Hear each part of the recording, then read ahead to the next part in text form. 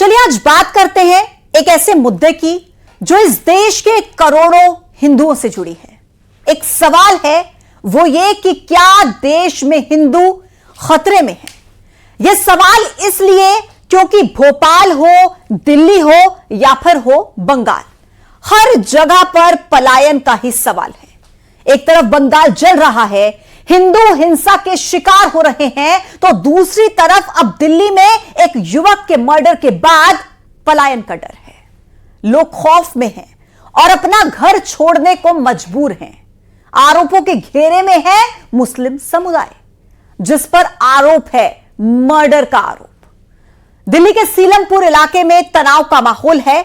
आज बुलेटिन में दिल्ली की बात होगी, बंगाल की बात होगी और साथ ही भोपाल की बात होगी, जहां पर संघ की एक सर्वे रिपोर्ट में बड़ा खुलासा हुआ है। सबसे पहले वो रिपोर्ट आप देखिए।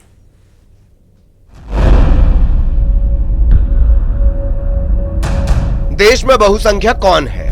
यह सवाल ऐसा है जिसका जवाब सबसे आसान है, लेकिन जवाब जितना आसान है उससे कहीं ज्यादा मुश्किल यह सवाल है। और वो इसलिए क्योंकि इस सवाल के पीछे कई सवाल छिपे हैं। सवाल यह कि क्यों बहुसंख्यक होने के बाद भी हिंदू पीड़ित है?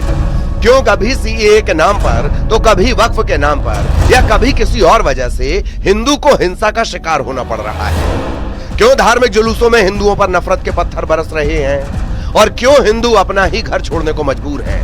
घटना कई है, सवाल कई हैं, लेकिन जवाब एक भी नहीं।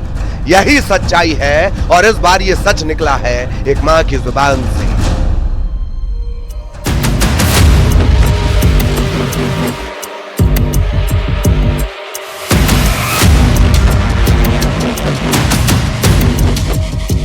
तुमने कोई भी 11 साल का बच्चा दिखेगा उसे मार दो। मेरे बोले बच्चे को बहुत मारा है। तुमने कोई भी 11 साल का बच्चा दिखेगा उसे मार दो। तो कंट्रोल चाहती हूँ, बस लाश के बदले लाश। दिल्ली के सीलमपुर में रहने वाली ये मां अपने बेटे के लिए इंसाफ मांग रही है, खून के बदले खून मांग रही है, क्योंकि इस मां के 17 साल के बेटे कुणाल को चाकू मारकर मौत के घाट उतार दिया गया। हत्या का आरोप मुस्लिम समुदाय के लोगों पर लगा। परिवार का दावा है कि उनके बेटे की हत्या हिंदू होने की वजह से की गई। एक लड़की है जिसके साथ जिक्र नाम है उसका। क्या है वो? बदमाश है जी, बदमाश। क्या करती है? वो 8-10 लड़कों को लेकर घूमती है, सब ग्रुप बना के। बता रहे हो बंद भी हुई थी? हाँ, बंद हुई थी कट्टे के साथ में वो। तो यहाँ बता रहे हैं कि पहले भी कई हत्याएं हुई हैं। हाँ जी, पहले भी कई हिंदुओं के लड़के मार दी सब उन्होंने ये यूं की कि किसी लाला नाम लड़के से बहुत दिन की दुश्मनी चल रही थी, तो उन्होंने ये तक किया था कि जैसे हिंदू है, मुसलमान है, तो हमारे 11 समाज की समाज है, तो उन्होंने कहा कोई भी 11 समाज का बच्चा दिखेगा उसे मार दो। दिल्ली में हुई हत्या के बीच सीलमपुर से चौंकाने वाला दावा सामने आया। सीलमपुर के स्थानीय लोगों की माने तो हिंदुओं को काफी वक्त पहले से टारगेट किया जा रहा था और इस वजह से हिंदुओं को पलायन करना पड़ रहा है। कभी भी यहाँ पे पैटर्न नहीं होती है, कभी पुलिस वाले आते नहीं है, कभी भी कुछ भी सुरक्षा नहीं है। हिंदू खतरे में ही है, यहाँ पे दिल्ली के मुस्लिम खतरे में ही है। ये बांग्लादेश बनने की राह पे जा रहा है, खास करके सीलमपुर। कोई यहाँ पे हथियार लेके जाना, हमें हथियार लेके आना, हमें हर 13 से 14 साल के बच्चे में आपको हथियार मिलेगा। और ज्यादा कर नाई की जो दुकान होती है ना, हेयर ड्रेस की कटिंग की मशीन, जो कटिंग की दुकान होती है, सबसे ज्यादा मजमा वहाँ लगता है। सबसे ज्यादा हथियार लेके लड़के वहाँ खड़े होते हैं। आने आने वालों को रोकना टोकना, लूटा पाटी खुलेआम होता। प्रशासन का कोई कंट्रोल नहीं है। दिल्ली में नाबालिग के मर्डर के बाद इलाके में तनाव है, दो समुदायों के बीच गहमागहमी है और अब उत्तर प्रदेश के मुख्यमंत्री योगी आदित्यनाथ का नाम लिखकर मदद की गुहार लगाई जा रही है। ऐसी ही पुकार पश्चिम बंगाल से भी आई है, जहां मुर्शिदाबाद में हिंसा के बाद हिंदू पलायन को मजबूर हैं। बंगाल में हिंदुओं के साथ ऐसी बर्बरता की गई जिसे सुनकर भी रूह कांप उठे। मुसलमान लोग सब घर फाड़ तोड़ तार के आग लगा दिया, गला काटाकाटी कर रहा है, तो हम लोग वहाँ से भागते हैं अपना मायके মির্জা চৌকি। আমাদের সব ঘর দুয়ার জ্বালিয়ে দিয়েছে। এখন আমরা ভয়ে, আমি 3টা বাচ্চা নিয়ে কোথায় যাব? কোন রকমে জান বাঁচিয়ে পালিয়েছি 3টা বাচ্চা নিয়ে। 3টা বাচ্চার আমার খাওয়া দাওয়ার অসুবিধা। প্রশাসনকে বলছি আমাদেরকে একটু ব্যবস্থা করে দেন। दिल्ली से लेकर पश्चिम बंगाल और मध्य प्रदेश तक हर जगह हिंदू पलायन के लिए मजबूर है। आरएसएस की एक सर्वे रिपोर्ट में दावा किया गया है कि ओल्ड भोपाल में पिछले 3 दशक में करीब 3000 हिंदुओं ने पलायन किया। मतलब कि 3000 परिवार घर बेचकर चले गए, जिन्हें दूसरे समुदाय के लोगों ने खरीद लिया। राजधानी भोपाल का मामला नहीं है ये पलायन का, पूरे देश का मामला है। आज इस विषय पे बात हो रही है, मेरा मानना सन 1991 पे इस विषय पे बात हो जानी चाहिए थी, जब कश्मीर के हिंदुओं ने पलायन करा। बहुत गंभीर समस्या है, इसका बहुत सख्ती से निवारण होना चाहिए। अब मेरे पीछे के घर देख रहे हैं, उसमें ताला लगा हुआ है, जो यहाँ से जा चुके हैं। क्योंकि ये समस्या विकराल रूप ले लेगी आगे जाके। अगर इसकी अभी रोकथाम नहीं की तो हिंदुस्तान छोड़ के कहीं जा नहीं सकता, और रहेगा तो पीड़ित है। ओल्ड भोपाल में हिंदू परिवारों का पलायन रोकने के लिए सांसद आलोक शर्मा ने 5 जून को समरसता सम्मेलन बुलाया है, जिसमें हिंदू परिवारों की काउंसलिंग होगी और ये जानने की कोशिश की जाएगी कि आखिर ऐसा क्यों हो रहा है। हिंदू परिवार मुस्लिम इलाके छोड़कर जा रहे हैं। साथ ही पुराने भोपाल से 5 जून को शोभा यात्रा निकलेगी, जिसमें बागेश्वर धाम के पंडित धीरेन्द्र शास्त्री मौजूद रहेंगे। उस पलायन को रोकने के लिए 5 जून कौन सी तारीख, बालाजी बागेश्वर धाम धीरेन्द्र शास्त्री जी इतवारे चौराहे के ऊपर पधार रहे थे। ये हमारे पुराने भोपाल से हिंदू समाज का पलायन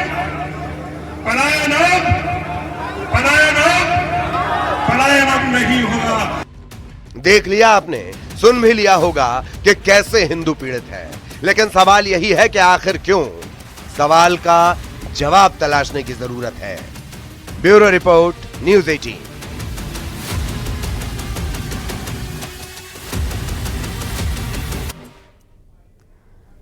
तो ये न्यूज़ 18 की रिपोर्ट हमने आपको दिखाई, लेकिन जमीनी हकीकत क्या है, अभी फिलहाल वहां पर ताजा हालात क्या हैं, ये बताने के लिए मेरे 3 सहयोगी इस वक्त मेरे साथ कनेक्ट हैं, मिथिलेश, रमाकांत और दीपक। सबसे पहले राजधानी दिल्ली की बात करेंगे और सीधा दीपक के पास चलेंगे। दीपक, सीलमपुर पहली दफा नहीं सुलग रहा, 2020 में दंगे हुए तब सीलमपुर सुलगा, और लोग यह आरोप लगा रहे हैं कि मुस्लिम समुदाय की वजह से हम मजबूर हैं, हमें पलायन करना पड़ रहा है। क्या है जमीनी हकीकत, बताइए। देखिए, मैं आपको बता दूं, सीलमपुर का जो इलाका है वो मिश्रण है। यहाँ पर मिक्स जो आबादी है वो दोनों, हर तरह का समुदाय यहाँ पर रहता है, और इसीलिए यहाँ पर लोगों ने आज जिस तरह से पलायन और मकान बेचने और मकान बिकाऊ है जैसे पोस्टर अपने घरों के बाहर लगाए, वो इसलिए क्योंकि आपराधिक गतिविधियाँ यहाँ पर काफ़ी तेज है। और ऐसा आरोप भी लगाया गया था कि यहाँ पर पुलिस की शौ में कई सारे जो अपराधी हैं वो फल फूल रहे हैं, और इसी वजह से ये जाम, ये विरोध हमें एक दिन पहले से लगातार 24 घंटे से देखने को मिला।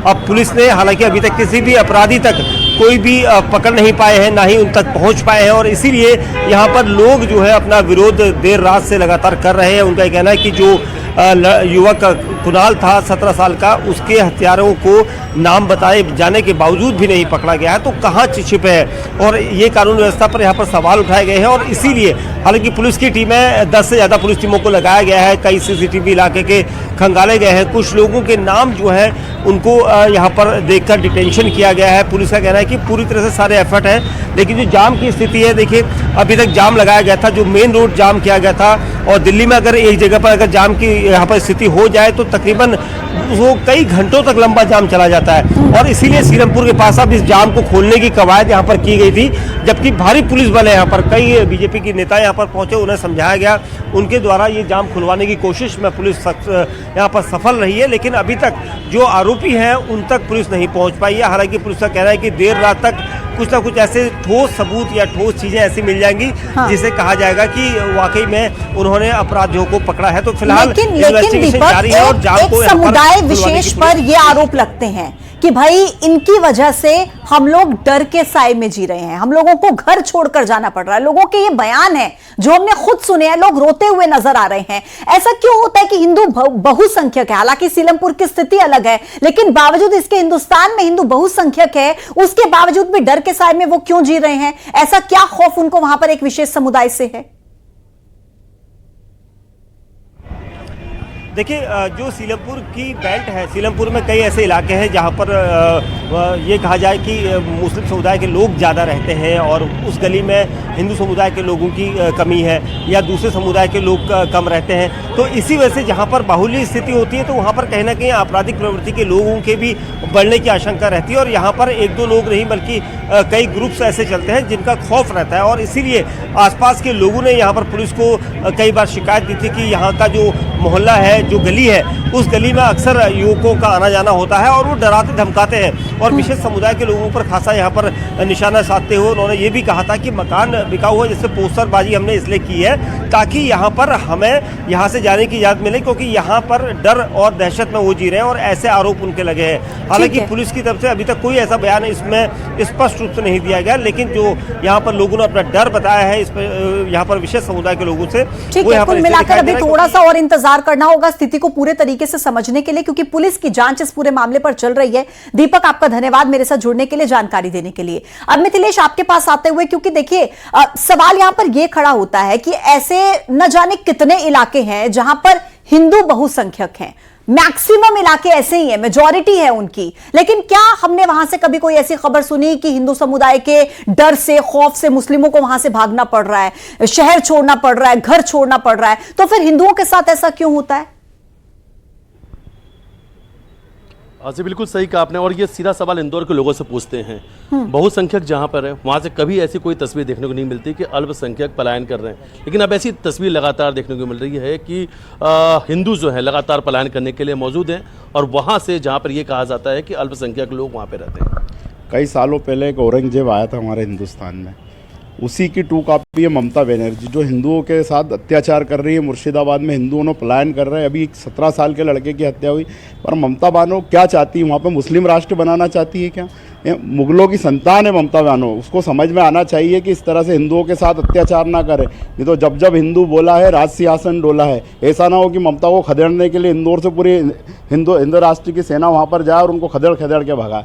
ये क्या है, क्या लगा रखा? हम तो माननीय मुख्य प्रधानमंत्री जी से मांग करते हैं कि वहाँ पर राष्ट्रपति शासन लगाया जाए और ममता बनर्जी को इतनी जूतों से पिटाई करना चाहिए कि जिस तरह से हिंदुओं के साथ अत्याचार कर रही है, हिंदुओं पे वो कर रही है, उसे मार मार के भगाना चाहिए। हिंदू पलायन करने के लिए मजबूर है।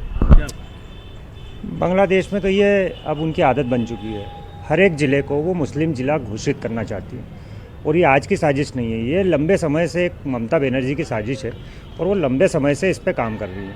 क्षेत्र को मुस्लिम क्षेत्र बनाकर अपना वोट बैंक बढ़ाने के लिए उन्होंने ये पूरी साजिश की है। और ये अकेली साजिश का हिस्सा नहीं है, इसमें कांग्रेस भी शामिल है।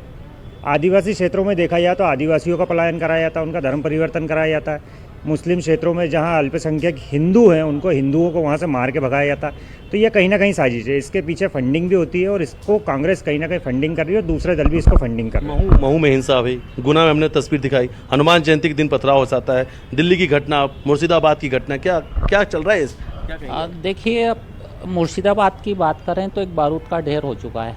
छोटी सी चिंगारी बड़ी आग लगा सकती है। आग लगाने का काम वहाँ ममता बनर्जी कर रही है, इमामों के साथ बैठक कर रही है, उन्हें बरगला रही है और ऊपर से आरोप लगा रही है सेना और दूसरे जनप्रतिनिधि यहाँ पर आग लगाने की कोशिश कर रहे हैं, दंगा भड़का रहे हैं। अरे दंगा तो तुम भड़का रही हो, वहाँ पर क्या करना चाह रही हैं? कुल मिला के ममता बनर्जी एक देशद्रोही होने का काम कर रही है। सीधी सी बात है, वहाँ राष्ट्रपति शासन लागू कर क्या कहेंगे? लगातार जो देश भर ठीक है मिथिलेश, आप लोगों से बात करते रहिए, मैं फिर से आपके पास लौटूंगी। रमाकांत भोपाल से हमारे साथ कनेक्ट है, उनके पास जाते हुए। रमाकांत, हम उस देश में रहते हैं जहां पर अमन, चैन, शांति, समानता की हम बात करते हैं। ऐसे देश में कोई मेजॉरिटी माइनॉरिटी को खौफ में रखे या माइनॉरिटी मेजॉरिटी से डरे, ये किसी भी सूरत में एक्सेप्टेबल नहीं है। और क्या ये हिंदू मुसलमान के बीच के गैप को नहीं बढ़ा रहा? भोपाल की क्या स्थिति है, बताइए जरा। देखिए, मैं आपको बता दूं कि आपने रिपोर्ट में जिस संघ की रिपोर्ट का जिक्र किया था कि पिछले 3 दशक में भोपाल से 3000 से ज़्यादा हिंदू परिवार पलायन कर चुके हैं, तो आखिर कहीं ना कहीं ऐसी स्थितियाँ क्यों बनी हैं और बहुसंख्यक होने के बाद देश में हिंदू खतरे में क्यों? हम सीधे लोगों से जानते हैं, आखिर क्या ऐसी वजह रही कि देश में हिंदू बहुसंख्यक और खतरे में है? इसकी मुख्य वजह यह है कि हिंदू समाज जो है पूरे विश्व को अपना परिवार मानता है, वसुधैव कुटुंबकम की विचारधारा पर चलता है। और आप अभी वर्तमान से लेकर के वो पीछे अपन जाए 1947 तक, तो सिर्फ और सिर्फ हिंदुओं की हत्या हुई है। इससे पहले भी आप देखेंगे 1976 में संभल में 209 हिंदुओं की हत्या हुई थी, और अभी वर्तमान में, ये तो एक आधिकारिक आंकड़ा है, इससे नया आने इसके पीछे और कितने हिंदुओं की हत्या हुई होगी। अभी वर्तमान में आप देखिए मुर्शिदाबाद में, बंगाल में, इससे कुछ दिन पहले ही अपने नागपुर में हुआ है और इंदौर में भी हो चुका है। तो इसका कहीं ना कहीं कारण है कि कुछ भी अगर होता है तो सिर्फ सिर्फ हिंदुओं को टारगेट किया जाता है, उनकी दुकानें जला देना, उनके घरों को लूट लेना, उनकी दिल्ली हो, भोपाल हो, बंगाल हो, हर जगह हिंदू प्रताड़ित है। इसके पीछे क्या चल रहा है इस देश में? क्यों हिंदू खतरे में महसूस? हिंदू को टारगेट करा जा रहा है, हिंदू की बहन बेटियों को छुड़ा जा रहा है, इस चक्कर में हिंदू पलायन कर रहा है। महिलाओं को भी प्रताड़ना का सामना करना पड़ रहा है। सभी लोगों को छुरे मारा जा रहा है और छेड़खानी कर रहा है। देखिए, लोगों का साफ तौर पर कहना है कि टारगेट करके हिंदू परिवारों को प्रताड़ित किया जाता है, और यही वजह है कि पलायन करने को ज़्यादा अच्छा समझते हैं हिंदू परिवार, क्योंकि उनके बीच में रहना काफ़ी मुश्किल हो रहा है। रमाकांत जी, बड़े दुख के साथ मुझे बोलना पड़ रहा है, मेरी बहन को, मेरी बेटी को सिर्फ इसलिए जला दिया गया क्योंकि उसके माथे पे बिंदिया थी, मांग में सिंदूर था। मेरे घर के बाहर रखी कार को सिर्फ इसलिए जला दिया गया क्योंकि उसके ऊपर ओम बना था। मेरी दुकान को इसलिए जला दिया क्योंकि उसके ऊपर श्री गणेशाय नमः लिखा था। आज भारत के अंदर हिंदुओं की स्थिति इतनी दयनीय हो गई है कि जहां भी हिंदू समाज रह रहा है, अगर वहां पर 100 भी रह रहे हैं और 10-20% भी अगर दूसरा वर्ग कहा जाए, तथाकथित मुस्लिम वर्ग आ जाता है, तो हिंदू समाज का वहां पे रहना, खाना पीना, उनकी बहन बेटियों को घर से निकलना आज बड़ा ही मुश्किल हो चला है। आप देख रहे हैं, ममता दीदी कह रही हैं इसको सांप्रदायिक रंग ना दो। हमारी बहनें जलाई जा रही हैं, हमारी दुकानें जलाई जा रही हैं, हमारी रोजी रोटी खत्म की जा रही है, और कहा जा रहा है कि सांप्रदायिक रंग ना दो। हमारा तो जीवन बर्बाद कर दिया जा रहा है। कश्मीर से लेकर कन्याकुमारी तक हिंदू को इतना प्रताड़ित किया जा रहा है जिसकी कोई सीमा नहीं बची है अब। लेकिन रमाकांत इनसे ये जरूर पूछेगा कि मध्य प्रदेश में तो बीजेपी की सरकार है और बीजेपी तो खुलेआम हिंदुत्व की बात करती है, क्या उनके बावजूद भी वहां पर ऐसी स्थिति में खुद को महसूस करती है एमपी की जनता? इस सवाल को लेकर मैं मिथिलेश के पास जाऊंगी। मिथिलेश, बताइए कि सरकार जिस तरीके से हिंदुत्व की बात करती है, क्या उसके बावजूद भी मध्य प्रदेश के लोग खुद को सेफ महसूस नहीं करते क्या, खासतौर पर हिंदू लोग? देखिए, मध्य प्रदेश में बीजेपी की सरकार है और पिछले कई सालों से है। क्या यहाँ की पब्लिक, आप सब इंदौर के लोग हैं, क्या आप अपने आप को कितना सुरक्षित महसूस करते हैं? अगर इंदौर की, मध्य प्रदेश की बात की जाए तो ग्वालियर, गुना और उसके बाद में इंदौर, ये 2 बड़े हिंसा देखने को मिले।